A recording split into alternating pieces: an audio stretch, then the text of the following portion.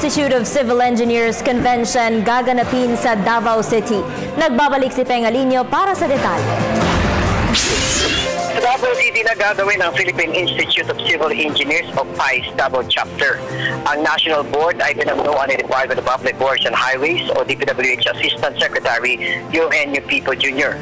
Ayon kay Engineer Ergsan Rene Suero, Chair ng Convention Executive Board ng 212 PICE Davao City President, na dahil sa kahandaan para sa kinakailangang pasilidad sa infrastruktura at ang all-out support ng pamahalaan at pribadong sektor ng syudad at ang PICE National Board, ito ay matapos busising deliberasyon ay ginanap sa pag-host ng national event na ito.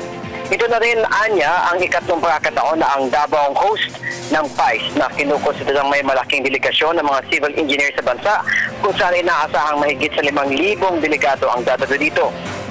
Ang PICE ay nag-iisang PICE sa bansa na accredited ng Professional Regulation Commission o PRC na may mga nakarehistrong mahigit 75,000 civil engineer members mula sa halos 100 at lokal at 8 international chapters at halos 50,000 civil engineering student members sa halos 200 student chapters sa buong bansa.